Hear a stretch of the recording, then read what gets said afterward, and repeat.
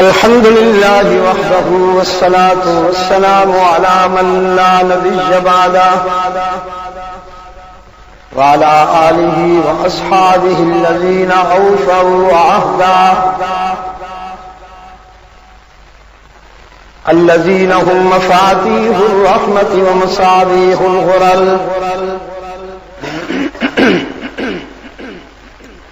أعوذ بالله من الشيطان الرجيم. بسم الله الرحمن الرحيم. ولقد نصركم الله ببدر وأنتم أذلة فاتقوا الله لعلكم تشكرون. صدق اللہ مولانا العظیم. واجب الاحترام بزرگوں اور عزیز دوستوں،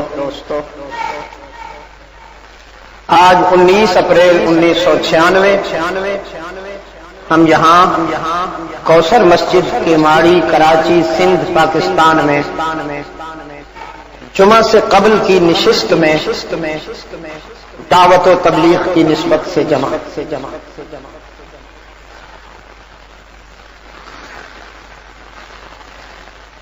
آج کی اس مختصر سی گفتگو کے لیے کتاب اللہ کا وہ حصہ پیش نظر ہے جس کی تلاوت اور سماعت کی ہم نے ابھی سعادت حاصل کی. شوال گزر رہا ہے، غالباً آج ذوالحجہ شروع ہو گیا ہے یا کل شروع ہوگا. کمیٹی والے رویت ہلال کمیٹی والے چاند ڈھونڈ رہے ہیں.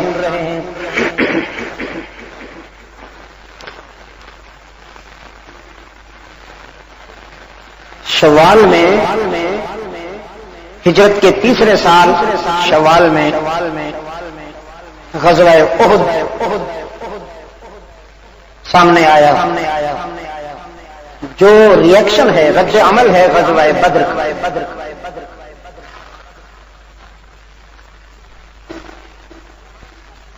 مسلمان اپنے قائد کی رفاقت میں مکہ چھوڑ کر مدینہ چلے آئے، ہجرت کر کے چلے آئے.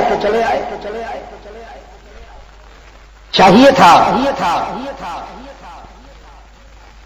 کہ دشمنان اسلام مسلمانوں کو کم از کم مدینہ میں تو چین سے رہنے دیتے. مکہ میں انہوں نے کیا کمی رکھی تھی 13 سالہ زندگی میں؟ کیا کمی چھوڑی انہوں نے؟ ستانے میں کوئی کسر رہ تو نہیں گئی.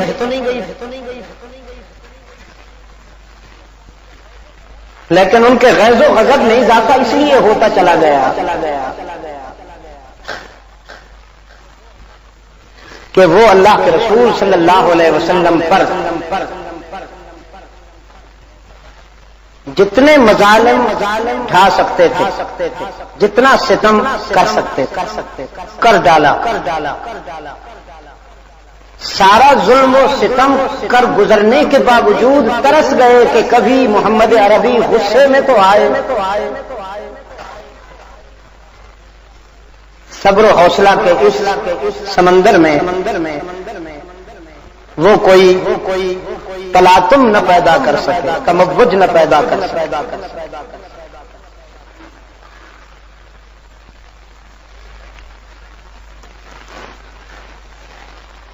اللہ نے اپنے محبوب کو اطلاع دی کہ ایک پروگرام کے تحت مشرکین کا تجارتی وفد سامان جنگ اکٹھا کرنے مدینہ کے قریب آیا ہوا ہے. وہ تمہارے خلاف استعمال کیا جائے گا اس سے پہلے کہ وہ تمہارے خلاف استعمال ہو، دفاعی نقطۂ نظر سے وہ سامان تم ان سے لے لو۔ اگر دشمن آپ پر وار کرنے کے لیے خنجر اٹھائے، چلیے آپ کی شرافت اگر اس کی اجازت نہیں دیتی کہ آپ وہ خنجر لے کر اسی کے جسم میں اتار دیں، تو اتنا حق تو ہے آپ کو کہ وہ خنجر آپ اس کے ہاتھوں سے لے لیں تاکہ وہ آپ پر استعمال نہ کر سکے۔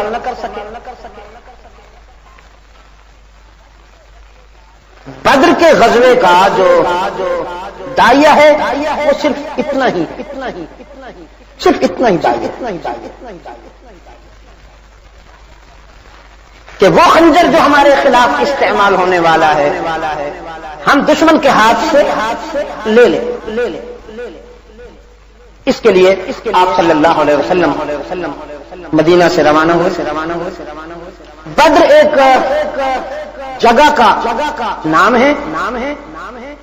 بعض روایات میں یہ ہے کہ ایک زمانہ میں اس نام کا کوئی حکمران وہاں حکومت کرتا تھا، تو یہ وادی اس سے منسوب ہو گئی، اور زیادہ قوی روایات یہ ہیں کہ وہاں اس نام سے کوئی کنواں تھا پانی کا، تو یہ علاقہ اس نسبت سے بدر کہلائے۔ بہرحال جو کچھ بھی 313 14 یا 15 افراد پر مشتمل یہ قافلہ رحمت عالم صلی اللہ علیہ وسلم کی قیادت میں روانہ۔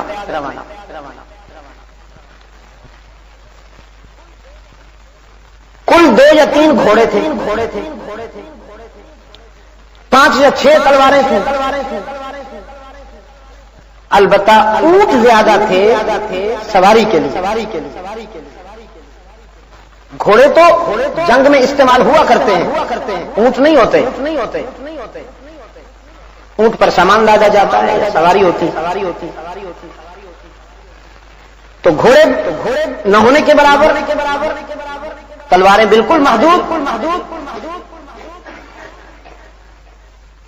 یہ ہے سامان جنگ۔ سواری کے لیے اللہ کے رسول صلی اللہ علیہ وسلم نے 3 صحابہ کو مخصوص فرمایا کہ باری باری اونٹ پر وہ سواری کریں۔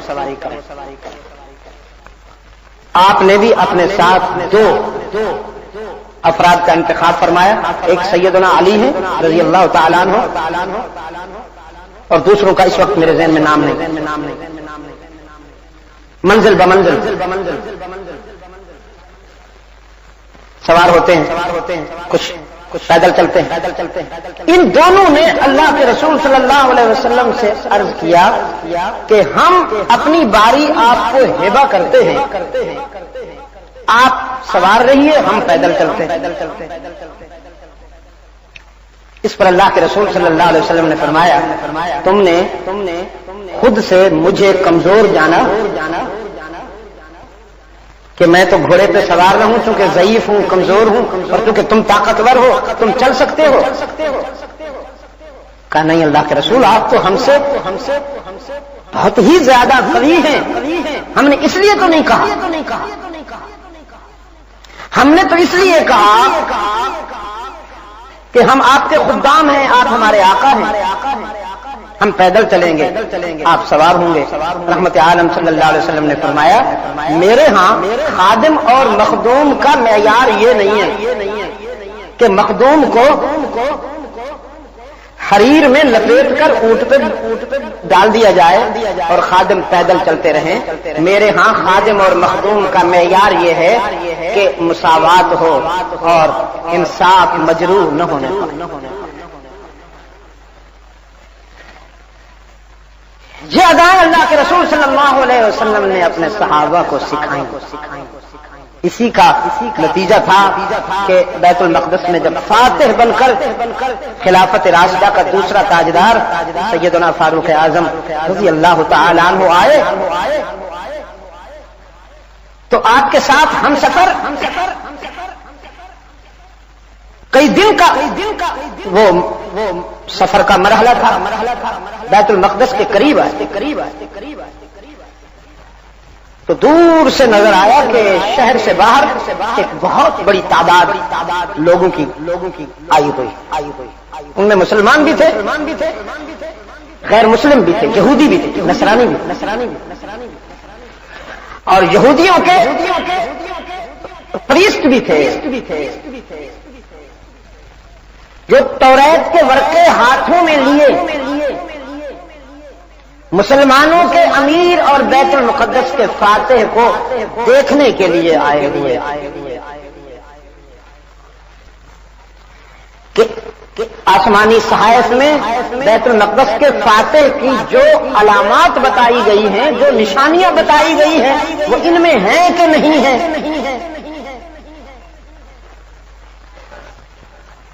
خادم نے عرض کیا، ہم سفر نے عرض کیا، امیر المومنین اب آپ گھوڑے پہ بیٹھیں گے، میں پیدل چلوں گا، جبکہ باری اس کی تھی گھوڑے پہ بیٹھنے کی اور فاروق اعظم رضی اللہ تعالیٰ عنہ کے پیدل چلنے کی۔ تو پوچھا کیوں؟ اس نے عرض کیا دشمن سامنے کھڑا ہے، یہ کچھ پروٹوکول کے خلاف ہے کہ میں گھوڑے پہ بیٹھ جاؤں اور آپ پیدل چلیں، دشمن کیا کہے گا؟ تو شاگرد رسول امیر المومنین سیدنا فاروق اعظم رضی اللہ تعالیٰ عنہ فرمانے لگے شاید پہلے تو میں تیری بات مان لیتا، لیکن اب جو تو نے وجہ بتائی اب نہیں مانوں گا، اب میں پیدل ہی چلوں گا اور تجھے گھوڑے پہ بیٹھنا پڑے گا۔ میں اسلام کے دشمنوں کو بتا دینا چاہتا ہوں کہ ہمارے ہاں عزت اور وقار کا معیار کیا ہے۔ چنانچہ ہم سفر گھوڑے پہ ہیں، امیر المومنین پیدل ہیں۔ وہاں کے گورنر ایک تازہ دم گھوڑا بھی لائے اور ایک نیا کپڑوں کا جوڑا بھی لائے۔ عرض کیا امیر المومنین یہ گھوڑا بیچارہ بہت تھک گیا، ہفتوں سے سفر کر رہا ہے، اس کا کوئی حال نہیں، اور آپ کے کپڑے بھی گرد آلود ہو گئے ہیں، بہت میلے ہیں، تو آپ لباس بھی بدل لیں اور اب اس تازہ دم گھوڑے پہ سوار ہو جائیں۔ اسلام کے دشمن دیکھنے آئے ہوئے ہیں۔ بڑا تاریخ ساز جملہ سیدنا فاروق اعظم رضی اللہ عنہ کی زبان سے نکلا، فرمایا نحن قوم اعزنا اللہ بالاسلام۔ گورنر صاحب یہ اپنا گھوڑا بھی لے جائیے، یہ جو آپ میرے لیے جوڑا لائے ہیں یہ بھی لے جائیے، میری عزت اور وقار نہ گھوڑے میں ہے نہ جوڑے میں ہے، ہماری عزت کا تو صرف ایک ہی معیار ہے کہ ہم رحمت للعالمین کے غلام،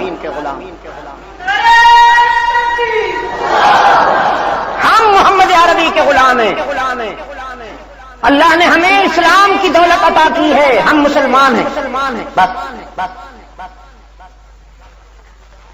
یہ کپڑوں سے اور لباس کا سہارا لینا یہ تو عورتوں کا کام ہے، وہ بیچاری رنگ و روغن سے اپنی شخصیت کو سنوارتی ہیں، مسلمان کا حسن تو اس کے قوت بازو میں اور جلالت کردار میں ہوتا ہے۔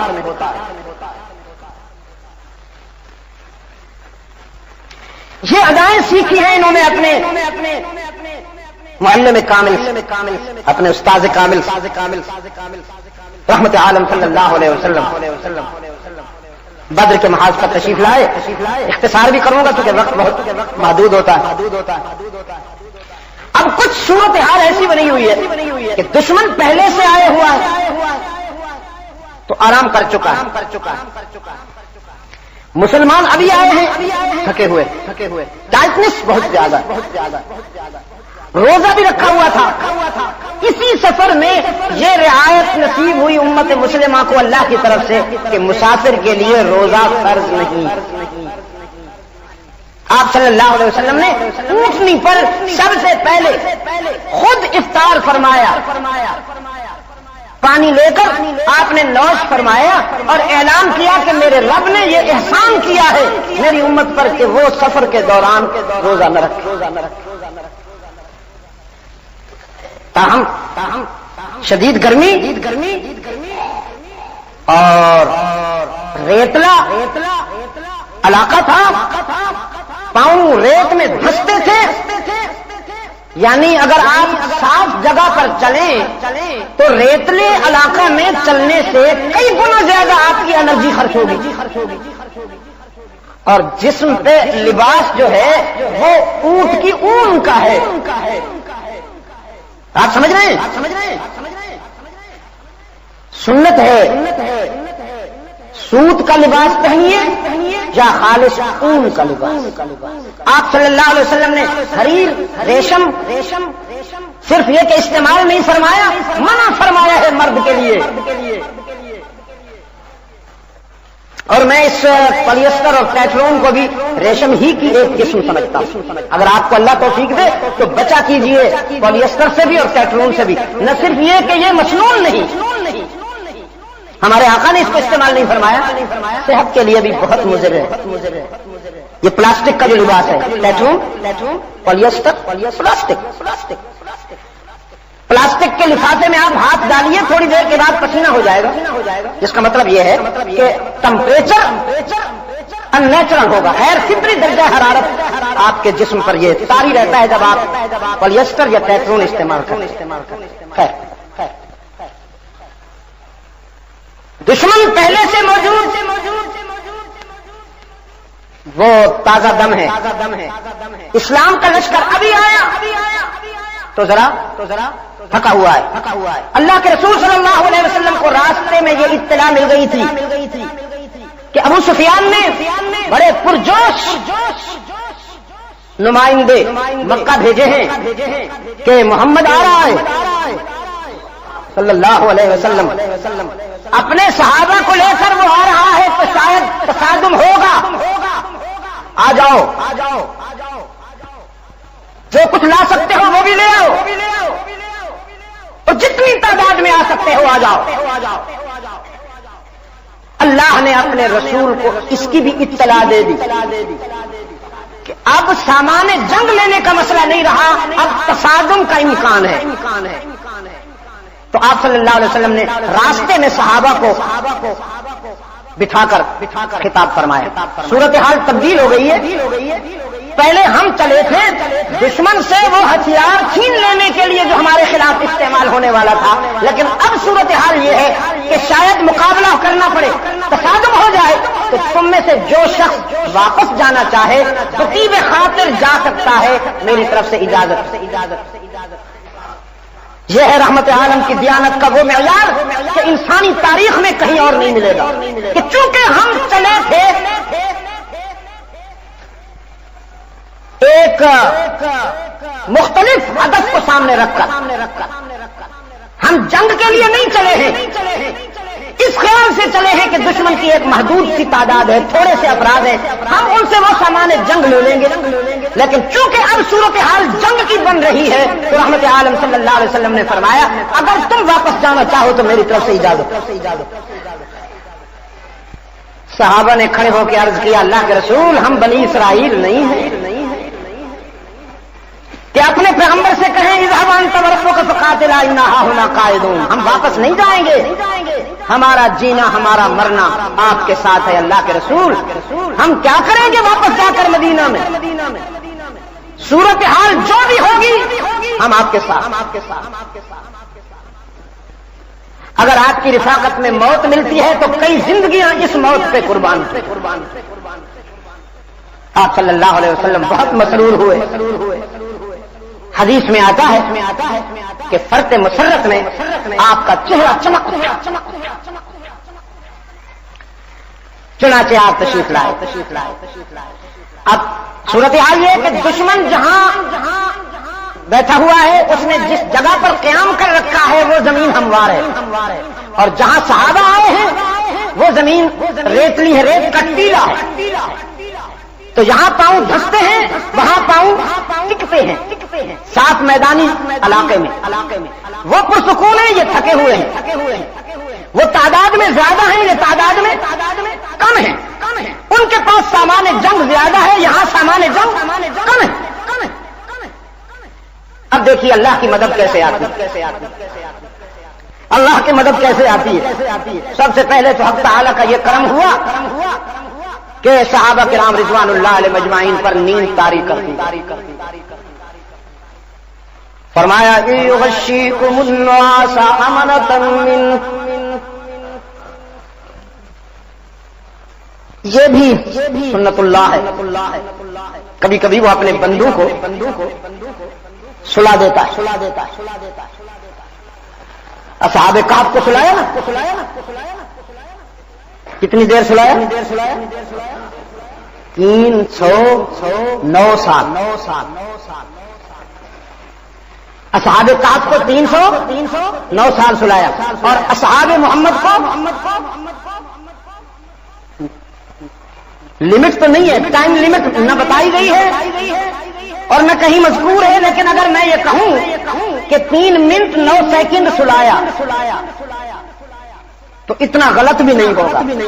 مجھے اس کا اصرار نہیں ہے کہ وہ واقعی اتنا ہی تھا، لیکن اگر میں یہ کہوں کہ اصحاب کہف کو اللہ نے 309 سال سلا کر جو کام لیا، یہاں بدر میں اصحاب محمد نے وہ عشق و محبت کا امتحان 3 منٹ 9 سیکنڈ میں پاس کر دیا. یہ فرق ہے اصحاب کہف اور اصحاب محمد میں. یہ سنیارتی کا فرق کہ جو کام وہاں 309 سال کے بعد مکمل ہوا، اس سے کہیں زیادہ کام اللہ نے یہاں صحابہ محمد سے 3 منٹ 9 سیکنڈ تھوڑی دیر کے لیے. نہ بیڈ روم، نہ بیڈ، نہ کوئی ارادہ، نہ نیت، یوں ہی کھڑے کھڑے بس نیند آ گئی، سب کو آ گئی اور یوں ہی تھوڑا سا اونگنے کے بعد جب آنکھ کھلی تو ایسے فریش ہو گئے، ایسے تازہ دم ہو گئے کہ جیسے مکمل نیند کرنے کے بعد کوئی تازہ دم ہو جاتا. ساری تھکان چلی گئی. فرمایا یغشیکم النعاس امنۃ منہ وینزل علیکم من السماء ماء لیطہرکم. اس دن ہم جہاز میں بیٹھے ٹورانٹو سے نہیں بفیلو سے ہیوسٹن کے لیے. تو جہاز میں بیٹھتی وہ ریفریشمنٹ کے لیے تولیے ہوتے ہیں، اس میں کور، اس میں خوشبو بھی ہوتی ہے، کچھ گیلے بھی ہوتے ہیں، تو وہ دیے انہوں نے صفائی کے لیے کہ بھئی وہ آپ ہاتھ منہ پر. میں نے اپنے جو ساتھ میرے سفر کر رہے تھے میں نے کہا یہ تولیے دے رہے ہیں ہمیں کہ سفر کے دوران اپنے ہاتھ منہ صاف کر لو. اللہ نے اپنے محبوب کے صحابہ کا چہرہ بدر میں بارش برسا کے صاف لیطہرکم. وَيُنَزِّلُ عَلَيْكُم مِّنَ السَّمَاءِ مَاءً لِيُطَهِّرَكُم. حق تعالیٰ نے بارش برسا دی بلا تمہید. دور سے ایک بادل کا ٹکڑا مچلتا ہوا آیا اور بدر کے آسمان پر موسلا دھار برس پڑا. پھر کیا ہو گیا؟ پھر یہ ہو گیا کہ مشرکین کا میدانی علاقہ دلدل بن گیا اور مسلمانوں کا ریتلا علاقہ پختہ ہو کر مستحکم ہو گیا. سچویشن بالکل تبدیل ہو گئی. اب وہاں پاؤں دھسنے لگے، ادھر پاؤں ٹکنے لگے. کتنی ہو گئی؟ 2 باتیں.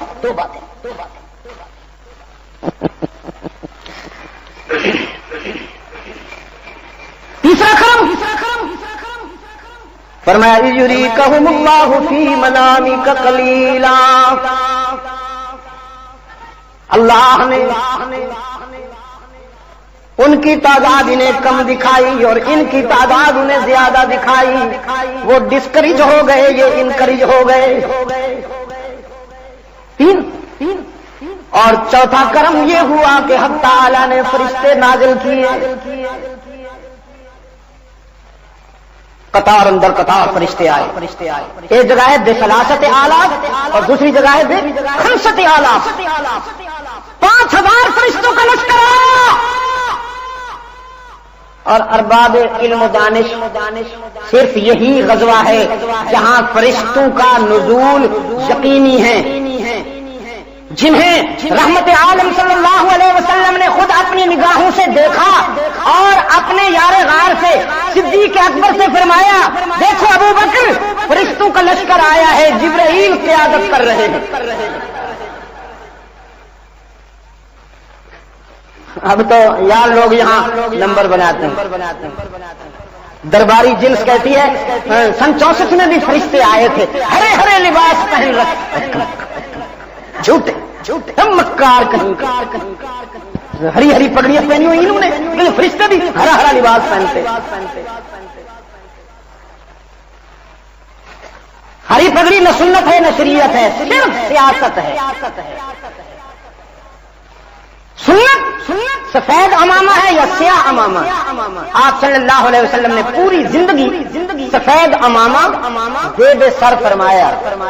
فتح مکہ کے موقع پر آپ صلی اللہ علیہ وسلم نے سیاہ پگڑی زیب سر فرمائی۔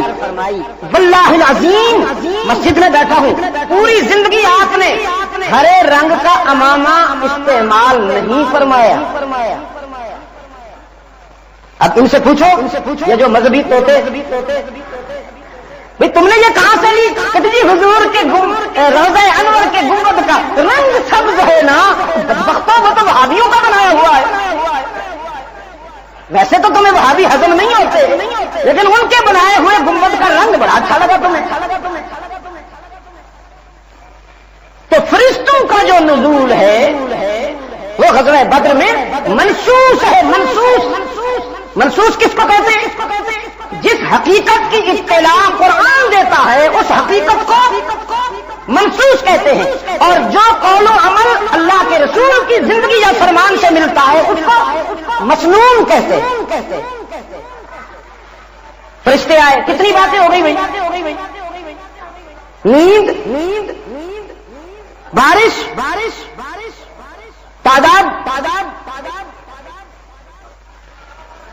اور فرشتوں کا نزول، کتنے ہو گئی؟ 4۔ اب 5ویں کیا ہوئی؟ اللہ نے اپنے رسول سے فرمایا سنگریزوں کی ایک مشت، یہ سنگریزے جو ہیں نا یہ مٹھی اٹھاؤ اور پھینکو، ہائیڈروجن بم کے ذروں سے بھی زیادہ کام کر گئے ہوں۔ ٹھیک نشانے پہ لگے، ان کی آنکھوں میں پڑے، وہ آنکھیں ملتے رہ گئے، اور حق تعالی نے فرمایا اپنا کام کیا۔ اسی کو قرآن پاک نے فرمایا وما رمیت اذ رمیت ولکن اللہ رمی، یہ تیری مٹھی میں کفار کے چہروں پر پھینکی جانے والی ریت یا سنگریزے بظاہر تو آپ نے پھینکے، لیکن میرے محبوب ہاتھ تیرے ہیں، ایکشن تو میرا ہے۔ وما رمیت اذ رمیت ولکن اللہ رمی، بظاہر دیکھنے میں تیرے ہاتھ کام کر رہے ہیں لیکن ایکشن تو میرا ہے۔ اب ایک بات اور ہوئی کہ رحمت عالم صلی اللہ علیہ وسلم الف مرۃ بعدد کل ذرۃ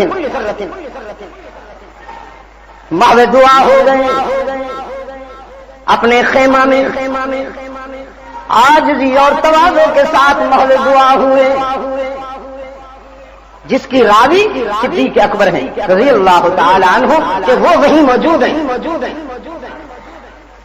آنسوں کی برسات میں اپنے رب کے حضور رحمت عالم صلی اللہ علیہ وسلم محو دعا ہوئے۔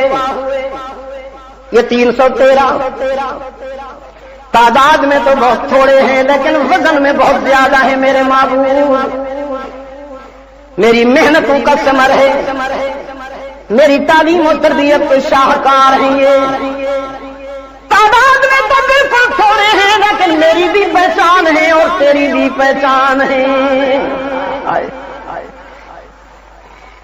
ان کے کردار سے میں سمجھ میں آؤں گا اور انہی کے کردار سے تیرا دین سمجھ میں آئے گا۔ میرے معبود تجھے مجبور تو کوئی نہیں کر سکتا، لیکن میں عاجزی سے درخواست کرتا ہوں کہ انہیں بلند کر دیجیے. آج ان کا مٹنا نہیں ہے، تیرے دین کا مٹ جانا بنے گا. اتنا روئے ہیں کہ غریبان تر ہو گئے آنسو سے. صدیق اکبر رضی اللہ تعالیٰ عنہ فرماتے ہیں میں نے کبھی اپنے محبوب کو اتنا اشکبار نہیں دیکھا تھا. کندھے سے بار بار چادر بھی اتر جاتی ہے.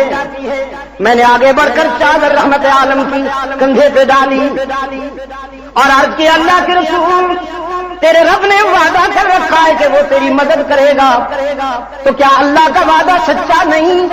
رحمت عالم نے آنسو سے بھری ہوئی آنکھیں، آنسو سے لبریز نگاہیں اپنے یار غار کی طرف اٹھائیں.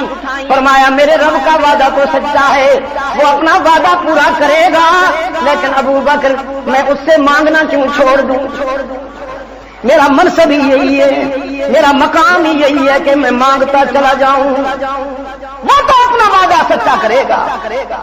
ومن اصدق من اللہ قیلا، اس سے بڑھ کر اپنی بات میں اور اپنے وعدے میں سچا کون ہو سکتا ہے؟ لیکن میرا مقام یہ ہے کہ میں اس سے مانگتا چلا جاؤں.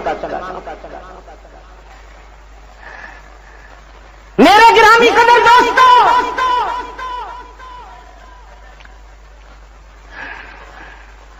اگر آپ اجازت دیں تو یہاں پر ایک بات بے ساختہ میرے دل کی دنیا میں آئی کہ میں اللہ کے رسول صلی اللہ علیہ وسلم کو جب بھی روتا ہوا دیکھتا ہوں تو وہ امت کی فکر میں روتا ہوا دیکھتا ہوں.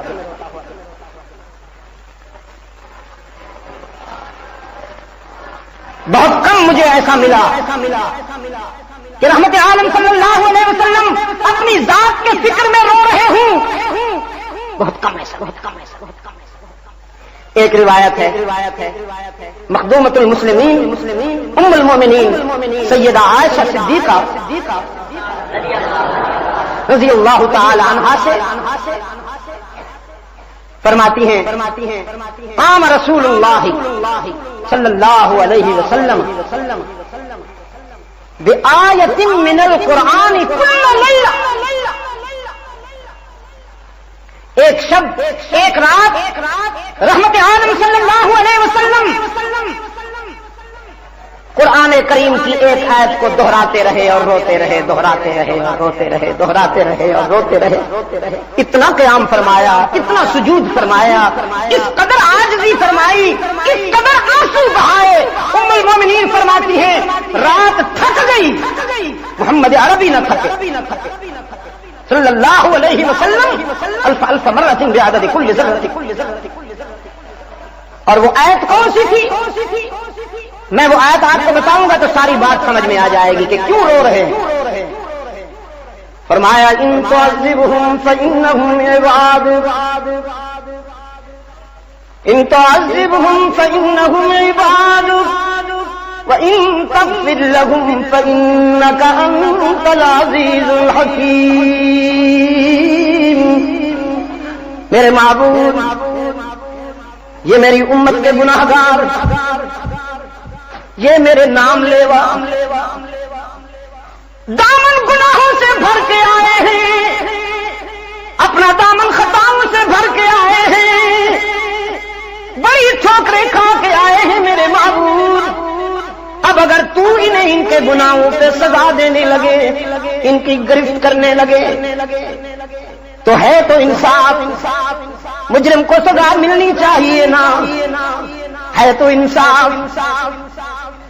اور پھر تیری اپنی چیز ہے، تجھے روکنے والا بھی کوئی نہیں. ان تعذبهم فإنهم عباد، اگر میری امت کے گناہگاروں کو تو ان کی خطاؤں اور گناہوں کی سزا دینے پہ آ جائے، تجھے روکنے والا کوئی نہیں. اور اگر میرے آنسو کو دیکھتے ہوئے تو انہیں معاف کر دے تو بھی تجھ سے پوچھنے والا کوئی نہیں. بس اس نے رلایا ہے رحمت عالم صلی اللہ علیہ وسلم کو، اور پوری رات روئے ہیں. اور میں کہا کرتا ہوں اپنی ذات کا عالم یہ ہے، اپنی ذات کا عالم یہ ہے کہ دادا تو کانپ کانپ کر اللہ سے دعا کرتا ہے لا تخزنی یوم یبعثون.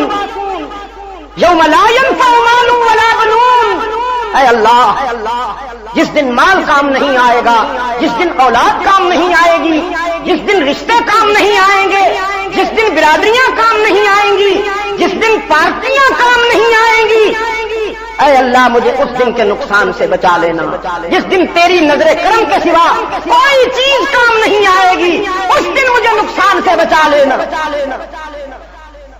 لا تخزنی یوم یبعثون یوم لا ينفع مال ولا بنون الا من اتى اللہ بقلب سلیم۔ یہ خلیل اللہ کی دعا ہے، اور ان کے لیے، اپنے محبوب کے لیے رب العالمین نے فرمایا یوم لا یخزی اللہ النبی، میرا محبوب مجھ سے کچھ کہے یا نہ کہے، میں خود اعلان کرتا ہوں کہ حشر کے دن اپنے محبوب کا دل نہیں دکھنے دوں گا، حشر کے دن اپنے محبوب کی دل آزاری نہیں ہونے دوں گا، صرف محبوب کی نہیں، والذین آمنوا معہ، اس کے وفاداروں کی دل آزاری بھی نہیں ہونے دوں گا،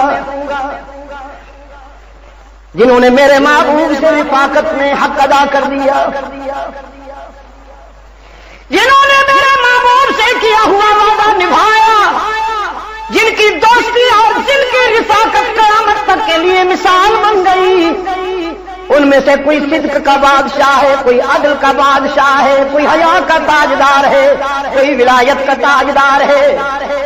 میں وعدہ کرتا ہوں کہ حشر کے دن ان کا دل بھی نہیں دکھنے دوں گا، حشر کے میدان میں میرا محبوب بھی سربلند ہوگا، میرے محبوب کے وفادار بھی سربلند ہوں گے۔ نورہم یسعی بین ایدیہم وبأیمانہم یقولون ربنا ربنا اتمم لنا نورنا واغفر لنا انک علی کل شیء قدیر۔ رحمت عالم صلی اللہ علیہ وسلم کا قافلہ میدان حشر میں یوں آئے گا کہ آگے نور، پیچھے نور، دائیں نور، بائیں نور، اور کہا کرتا ہوں نور بھی ساکن نہیں، متحرک نور۔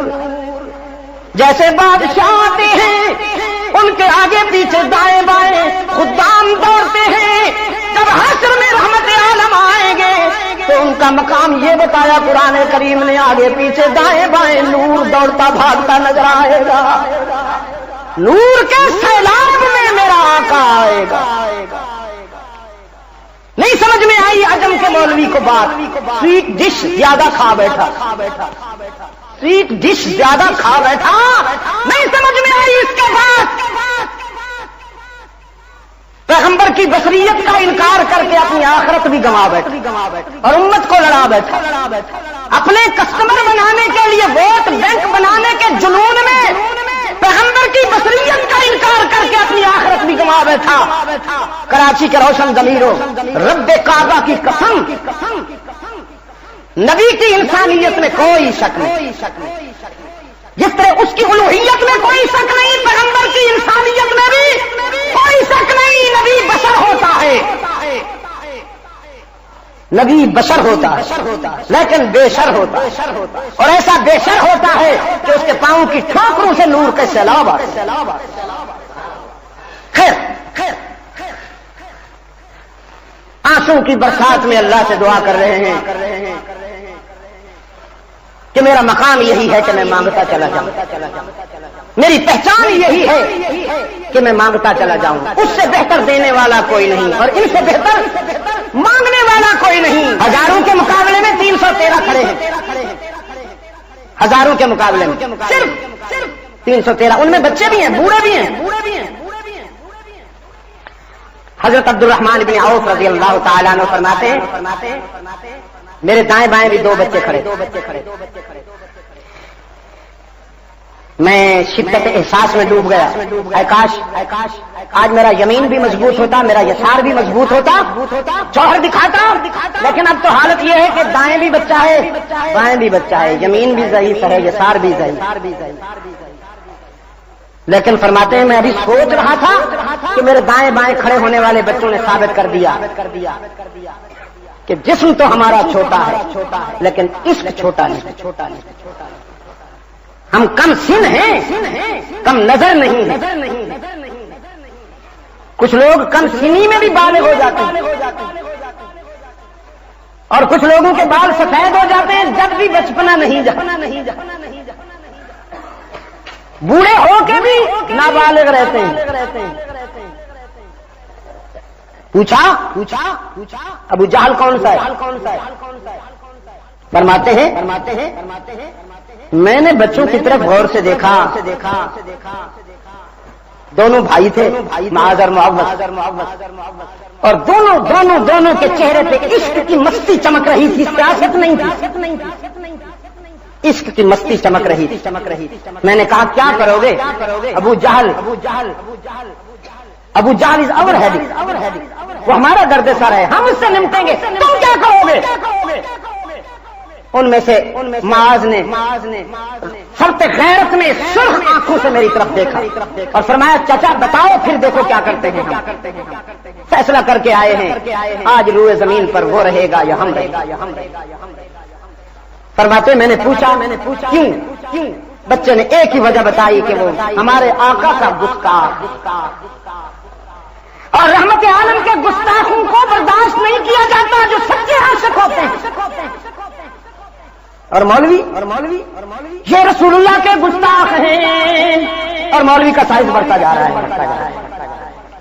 رسول اللہ کے گستاخ بھی نظر آ رہے ہیں اور مولوی صاحب کا سائز بھی بڑھتا جا رہا ہے. کوئی پوچھنے والا ہے اس سے کہ جب رحمت عالم کے گستاخ تجھے نظر آ رہے ہیں تو پھر یا وہ زندہ رہے یا تو. پلیٹیں بھی چاٹ جاتا ہے, درود و سلام بھی وہیں پڑتا ہے جہاں پلیٹیں چمک رہی ہوں. اگر پلیٹیں نہ ہوں تو طبیعت حاضر ہی نہیں ہوتی, پھر وہی روکھا سوکھا سا درود و سلام. اور اگر پلیٹیں تشریف لے آئیں تو پھر سبحان اللہ سریں پھوٹتی ہیں.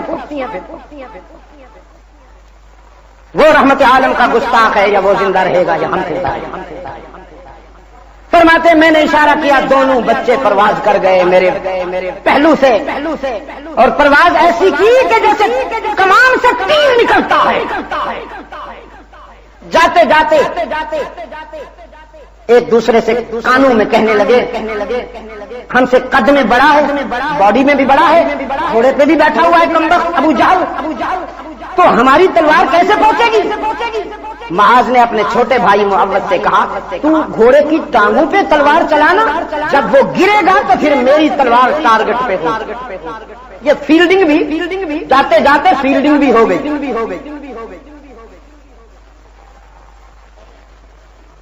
گھوڑے کی اگلی ٹانگوں پہ معوذ نے تلوار کا وار کیا.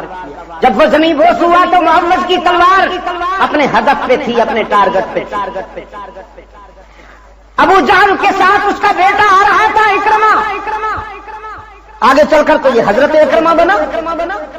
اللہ کی تقسیم دیکھیے, باپ جہنم میں چلا گیا اور بیٹے کو اللہ نے موت سے پہلے جنت کے راستے پہ لگا دیے.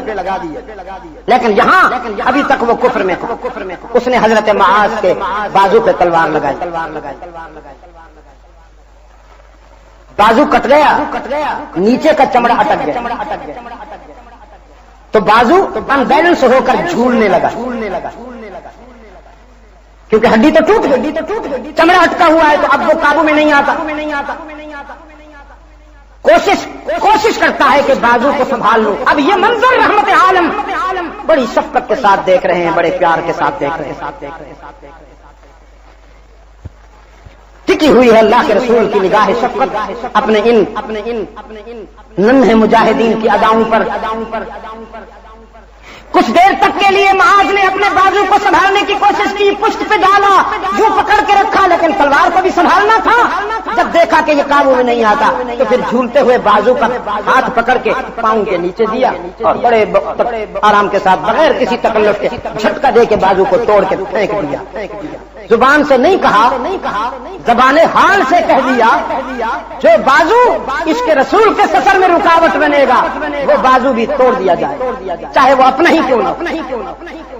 اس منظر کو دیکھ کے رحمت عالم صلی اللہ علیہ وسلم نے خراج تحسین پیش کرتے ہوئے فرمایا, شاباش اسرا کے بیٹو, آج تمہاری شجاعت اور بہادری کو دیکھ کر میرا اللہ عرش پہ نازاں ہے اور اس کا رسول فرش پہ نازاں. میں اس ماں کو سلام کرتا ہوں جس کی کوکھ نے ایسے بیٹوں کو پالا ہے اور جنم دیا.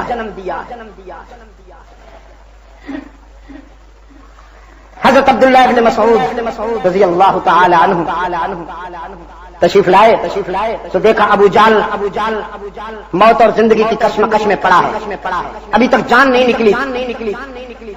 ابن مسعود کو آتے دیکھ کے کہنے لگا مجھے پتا ہے تم مجھے میرا گلا کاٹ دو گے, مجھے پتا ہے, تو ایک مہربانی کرنا, جب میرا سر کاٹنا نا تو گردن کو سر سے ملا کے کاٹنا, بالکل قریب سے نہ کاٹنا, فٹ بال تو نہ لگوں نا, آخر سردار ہوں, میرے سر کو دیکھ کے بھی تو لوگوں کو اندازہ ہونا کہ محمد کے سب سے بڑے دشمن کا سر. آپ نے تو کہا استغفر اللہ. شاہ جی رحمت اللہ علیہ فرمایا کرتے تھے, شاہ اللہ بخاری, میں اس کا احترام کرتا, میرے دل میں اس کمبخت کا مقام ہونے لگا. ابو جہل کا لوگ تو چکرا گئے, ابو جہل کا احترام آج تک کسی نے نہیں کیا. فرمانے لگے نہیں, اس نقطۂ نظر سے احترام کرتا ہوں کہ دشمنی نبھا کے دکھائی کمبخت. دشمنی میں بہادر تو ثابت ہوا نا, چھپائی تو نہیں نا اپنی عداوت کو اور اپنی دشمنی کو. مرتا مر گیا لیکن دشمن ہی بن کے دکھایا. خدا کی لعنت ہو ابن ابی پر کہ لگاتا تو دوستی کا اوڑھا, کہلاتا مسلمان تھا لیکن کام دشمنوں سے بھی زیادہ بدتر کرتا. فرمایا کرتے تھے شاہ جی رحمت اللہ علیہ, دشمنی سیکھنی ہو تو ابو جہل سے سیکھو اور دوستی سیکھنی ہو تو ابو بکر سے. دشمنی میں ابو جہل معیار ہے اور دوستی میں ابو بکر معیار ہے. اگر کسی کو دشمنی کرنا ہے تو ابو جہل بن جائے, دوستی کرنا ہے تو ابو بکر بن جائے. ابن ابی تو نہ بنے, منافق تو نہ بنے نا, کھرا کافر بنے یا کھرا مسلمان بنے, یہ تھرڈ سیکس تو نہ بنے, یہ درمیانی جنس تو نہ بنے نا جی. کوئی ٹھیک ٹھاک مرد ہو یا عورت ہو, تیسری جنس تو نہ ہو.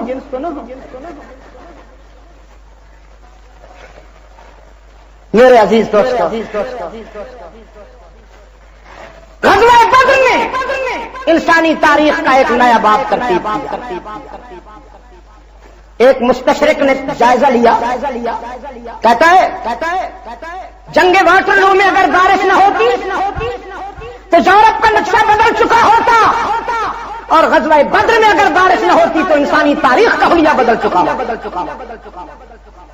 غزوہ بدر میں کائنات انسانی کے وہ معیار بدل ڈالے جن پر صدیوں سے انسان گزارا کر رہا تھا.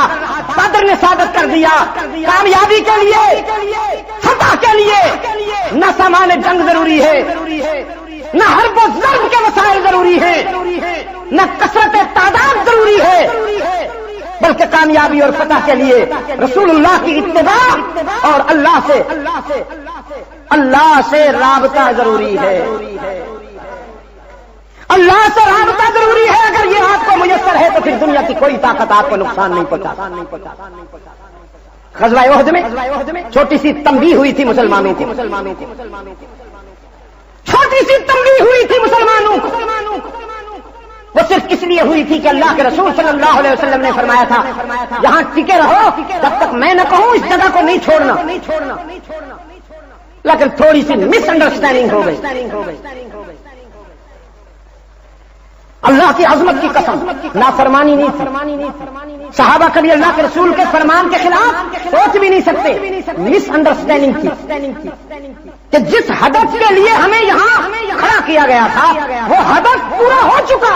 اس نے کہا نہیں، ہدف یہ ہے کہ جس زبان نے ہمیں کھڑا کیا جب تک وہی زبان نہ بلائے ہم یہ جگہ نہیں چھوڑیں گے. بعض نے کہا نہیں، جس مقصد کے لیے کھڑا کیا گیا تھا وہ مقصد پورا ہو گیا ہے تو اب ہمیں ہٹ جانا چاہیے. اتنی سی بات تو تنبیہ ہو گئی. ایسی تنبیہ ہوئی جو قیامت تک مثال رہے گی کہ اگر رسول اللہ صلی اللہ علیہ وسلم کی سنت سے ذرا بھی ہٹو گے تو مارے جاؤ. اے کاش آج ہم اسلام دشمن قوتوں کے عزائم کے مقابلے میں اللہ سے رابطہ کر لیتے اور رحمت عالم صلی اللہ علیہ وسلم کی سنتوں کا اتباع کر لیتے. اس معیار پر اگر ہم پورے اتر جائیں تو خدا کی قسم ایک امریکہ کئی امریکہ بھی ہمیں نقصان نہیں پہنچا. ہمارا سب سے بڑا مسئلہ یہ ہے کہ ہم دنیا کی بہت ساری قوتوں کو خوش کرنے میں لگے ہوئے ہیں، لیکن جو ہمارا مالک ہے، جس کے پاس سارے اختیارات ہیں، ہمیں اس کی رضامندی اور خوشنودی کی تو فکر نہیں. نفس نے ہمیں یہ دھوکہ دیا ہے کہ تم اپنے وسائل سے نتائج برآمد کر لو. وسائل سے نتائج برآمد نہیں ہوں گے. وسائل روس کو بچا سکے آپ کی بات نہیں کرتا ہوں. وہ تو ڈپینڈ ہی وسائل پہ کرتے ہیں. تو کیا روس کو وسائل بچا سکے؟ کون سی کمی تھی اس کے پاس؟ جس طرح وسائل روس کو نہیں بچا سکے، خدا کی قسم امریکہ کو بھی وہ وسائل نہیں بچا سکیں گے. اس کا بھی انجام وہی ہونے والا ہے. لیکن تم اپنے آپ کو امریکہ کے کھاتے میں نہ ڈالو. خدا کے لیے اپنے آپ کو محمد کے معبود کے کھاتے میں ڈالو. اللہ کے ساتھ اپنا رابطہ مضبوط رکھو، ورنہ جو انجام امریکہ کا ہوگا تمہارا بھی وہی ہوگا.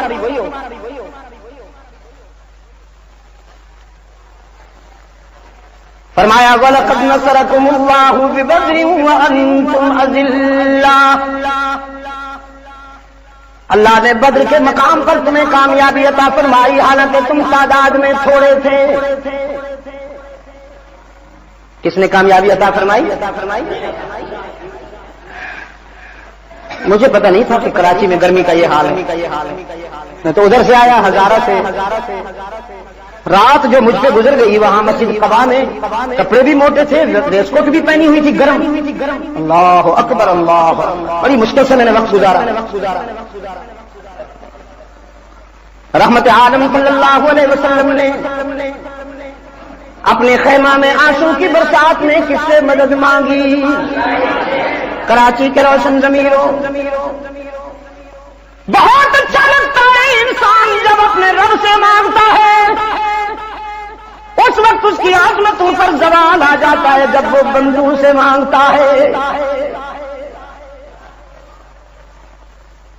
رحمت عالم صلی اللہ علیہ وسلم نے اپنے رب سے مدد مانگی اور اللہ ہی نے امت مسلمہ کی مدد فرمائی. یہاں بھی ایک اور جگہ فرمایا الا تنصروا فقد نصرہ اللہ. اگر تم میرے دین کا ساتھ نہ دو گے تو میرا دین اور میرا رسول خطرے میں نہیں، تم خطرے میں پڑ جاؤ گے. میں اپنے دین کا بھی حامی ہوں اور اپنے رسول کا بھی ناصر ہوں. اپنے دین کی اور اپنے رسول کی مدد کرنے والا کون؟ اپنے نبی کی مشکلات میں کام آنے والا دستگیر کون؟ حاجت روا کون؟ مجھے پتا ہے کتنی محنت سے آپ جواب دینے کی کوشش کر رہے ہیں. ذرا تھوڑی سی اور کوشش کیجیے اور ہی پہ ذرا ضرب لگا کے تاکہ بھی کے بیماروں کو اللہ شفائے کاملہ عطا فرمائے. کراچی کو پھر اسی انرجی کی ضرورت. تھوڑی سی غیر حاضریاں ہو گئی،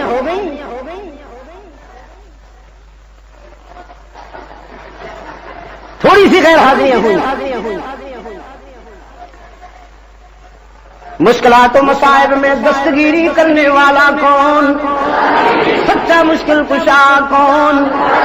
حاجت روا کون؟ کارساز و دستگیر کون؟ سب کی دعائیں سننے قبول کرنے والا کون؟ کراچی کے روشن ضمیروں کچھ نہ لے کر سب کچھ دینے والا کون؟ باقی جہاں جاؤ گے لوٹے جاؤ گے. مارکیٹیں بنا رکھی ہیں یار لوگوں نے، مارکیٹیں، سپر مارکیٹ، اور مجاور کہتا ہے کچھ لے کے آؤ گے تو کچھ لے کے جاؤ گے، خالی ہاتھ آؤ گے تو خالی ہاتھ جاؤ گے۔ مجھ سے یورپ میں ایک جگہ ریسپشن ترتیب دیا انہوں نے، اور مجھ سے پوچھا اسلام میں اللہ تک پہنچنے کے لیے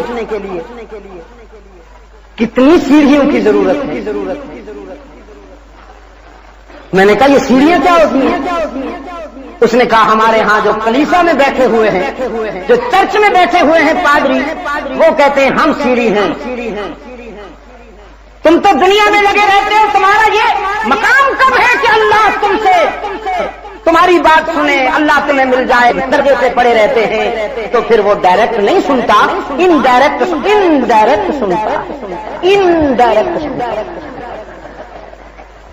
تمہاری ہمارے آگے، ہماری اس کے آگے۔ تو پوچھا اسلام میں کتنی سیڑھیاں ہیں؟ میں نے کہا اسلام نے ساری سیڑھیاں ہٹا دی۔ اسلام کہتا ہے قال ربکم ادعونی استجب لکم، قال ربکم ادعونی استجب لکم ان الذین یستکبرون عن عبادتی سیدخلون جہنم داخرین۔ میں تمہاری لاج رکھنے والا ہوں، میں تمہارے آنسو پوچھنے والا ہوں، جس کی دنیا میں کوئی نہیں سنتا وہ میرے در پہ آئے، میں اسے تانا بھی نہیں دوں گا، اپنے دامن رحمت میں لے لوں گا۔ اور باقی جہاں جاؤ گے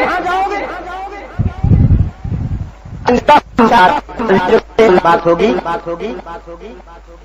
بغیر کسی تکلف کے اور اندیشے کے تشریف لائی۔ کوشش کروں گا کہ نماز عشاء سے متصل میری بات شروع ہو جائے۔ تشریف لا رہے ہیں آپ انشاءاللہ العزیز۔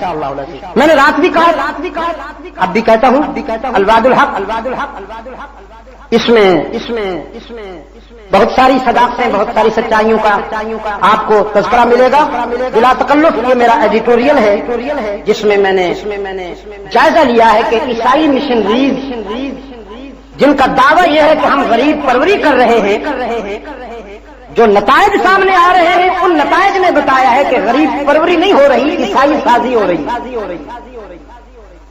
بنگلہ دیش میں لاکھوں کی تعداد میں لوگوں کو مرتد بنا دیا گیا، یہاں پاکستان میں بھی لاکھوں کی تعداد میں مسلمانوں کو مرتد بنایا جا رہا ہے۔ پھر یہ کہ وہاں بنگلہ دیش میں جو کانفرنسیں ہوئی میری، ڈھاکہ میں، چٹاگانگ میں، سلہٹ، سید پور، رنگپور اور دوسرے مقامات پر تھی، کوملا، ان کی کاروائی بھی آپ کو اس میں ملے گی۔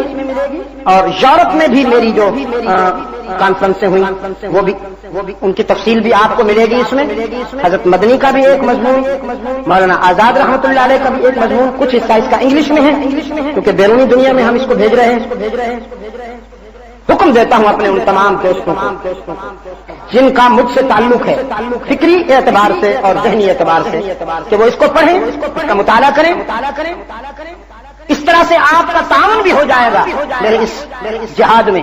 میں تنہا نہیں رہوں گا، میں محسوس کروں گا کہ اللہ نے مجھے بہت سارے دوست دیے ہیں، اور اس کے ساتھ ساتھ آپ کو اندازہ بھی ہوگا کہ باہر کی دنیا میں ہم کیا کر رہے ہیں۔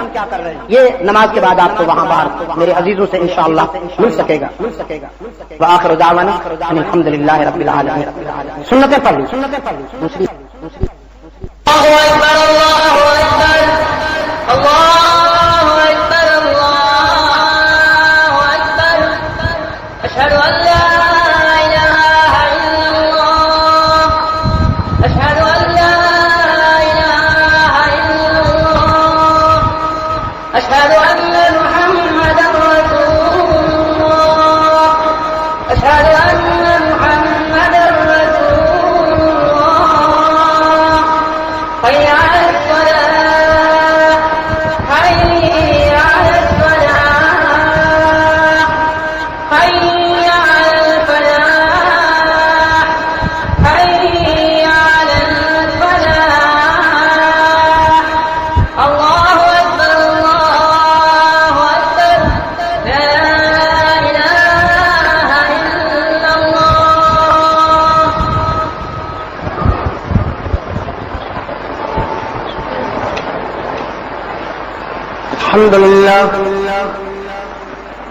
الحمد لله حمدا كثيرا كما أمر ونشهد أن لا إله إلا الله وحده لا شريك له في الخلق والأمر إرغاما لمن جحد به وكفر ونشهد أن سيدنا وسندنا محمدا عبده ورسوله المبعوث إلى الأسود والأحمر لتتميم مكارم الأخلاق لا يخلق نبي ولا رسول بعده ولا أمة بعد أمته ولا شريعة بعد شريعته ولا كتاب بعد كتابه يا أيها الناس وحدوا الله فإن التوحيد رأس الطاعات واتقوا الله فإن التقوى ملاك الحسنات وعليكم بالسنة فإن السنة تهدي إلى الإطاعة ومن أطاع الله ورسوله فقد رشد واهتدى وإياكم والبدع فإن البدعة تهدي إلى المعصية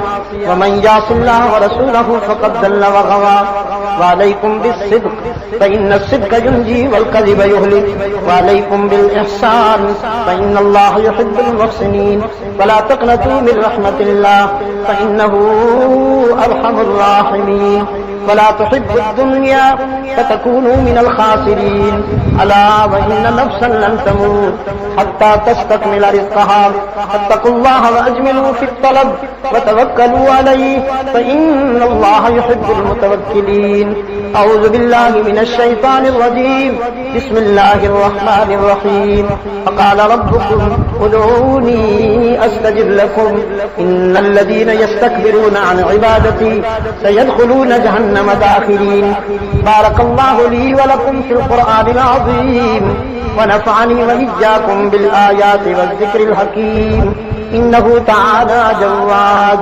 كريم ملك بر رؤوف رحيم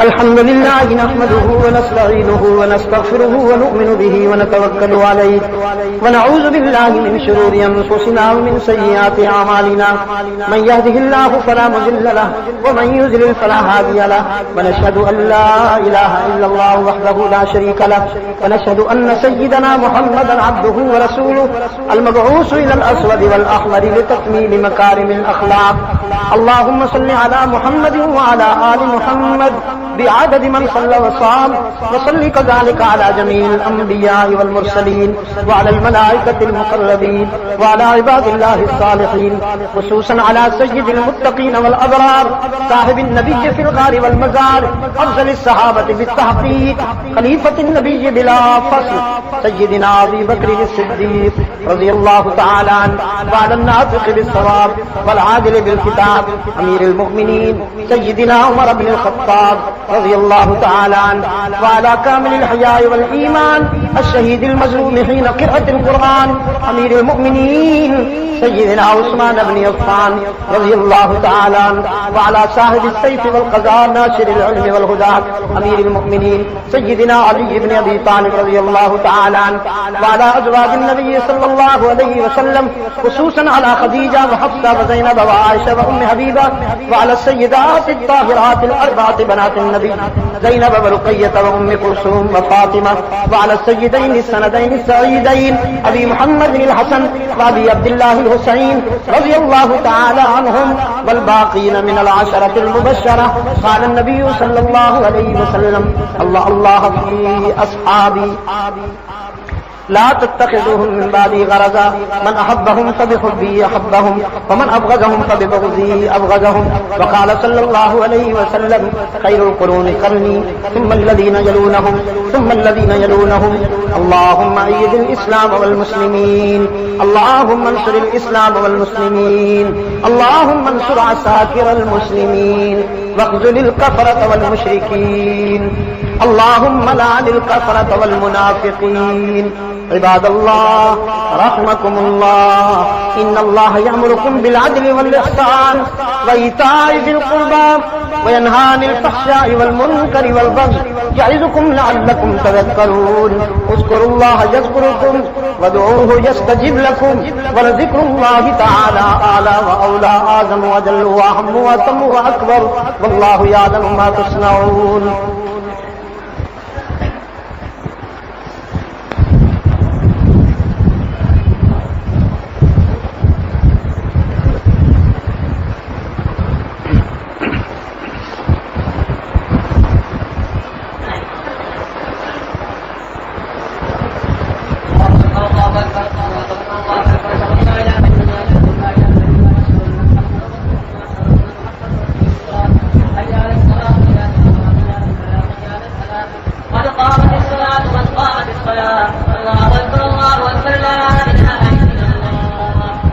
سیدھی رکھنے کا خاص خیال فرمائیے. پاجامہ چادر گھٹنوں سے اوپر رکھنے کا خاص اہتمام فرمائیے. بسم اللہ. اللہ اکبر.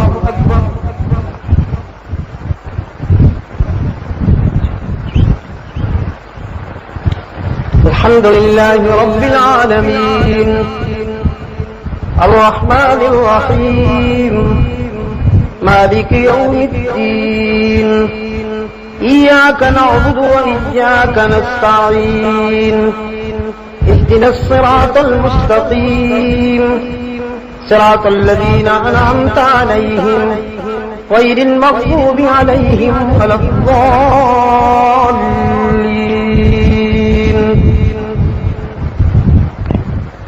لا يكلف الله نفسا إلا وسعها لها ما كسبت وعليها ما اكتسبت. ربنا لا تؤاخذنا إن نسينا أو أخطأنا ربنا ولا تحمل علينا إصرا كما حملته على الذين من قبلنا ربنا ولا تحملنا ما لا طاقة لنا به واعف عنا واغفر لنا وارحمنا أنت مولانا فانصرنا على القوم الكافرين. الله أكبر.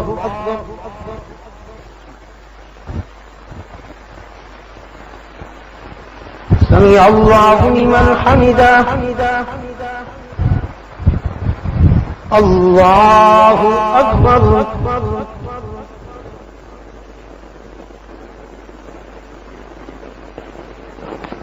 الله أكبر. الله أكبر.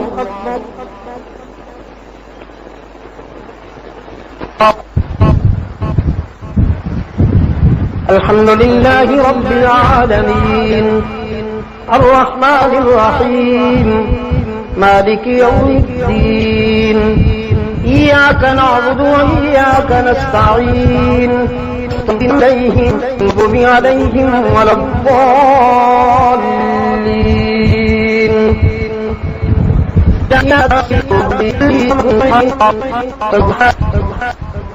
الله أكبر.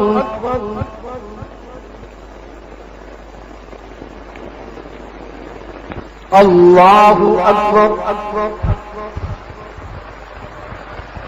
الله أكبر.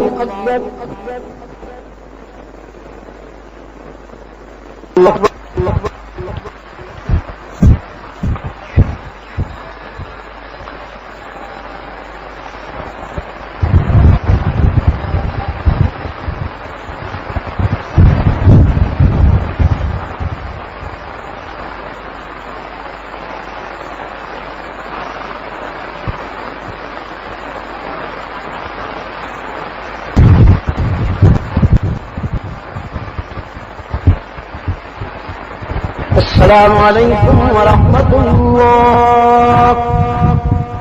السلام علیکم ورحمۃ اللہ.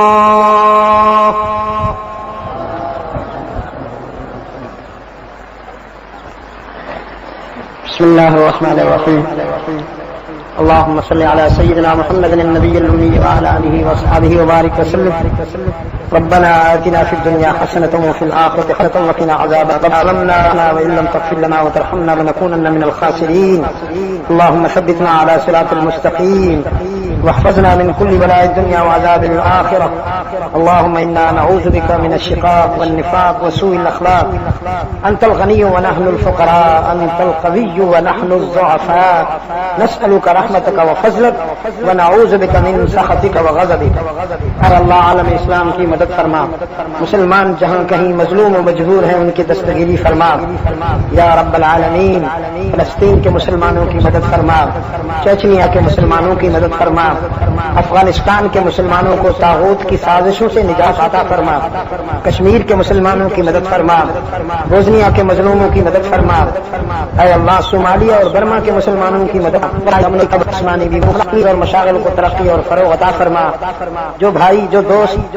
مشکلات سے گزر رہے ہیں ان کی مدد فرما جن دوستوں نے مجھ سے دعاؤں کے لیے کہا ہے اے اللہ ان سب کی مشکلات کو آسان فرما ان سب کی پریشانیوں کو دور فرما کچھ احباب نے بیماروں کی صحت کے لیے دعا کی درخواست کی ہم سب دعا کرتے ہیں اللہ تعالیٰ ان سب کو صحت کاملہ عطا فرمائے وہ بیمار جنہیں ہم جانتے ہیں اور وہ جنہیں ہم نہیں جانتے انہیں دفاع کاملہ عطا فرما ہمیں اور ہماری اولادوں کو ہر فتنے سے محفوظ و معمول فرما اے اللہ ہمارے گناہ ہماری خطائیں جو انگنت و بے شمار ہیں تو اپنے فضل و کرم سے انہیں معاف فرما اور ہم سب کو دنیا اور آخرت کی ذلت و رسوائی سے محفوظ و معمول فرما صلی اللہ تعالی علی خیر خلقہ محمد وعلی آلہ وصحبہ وبارک وسلم.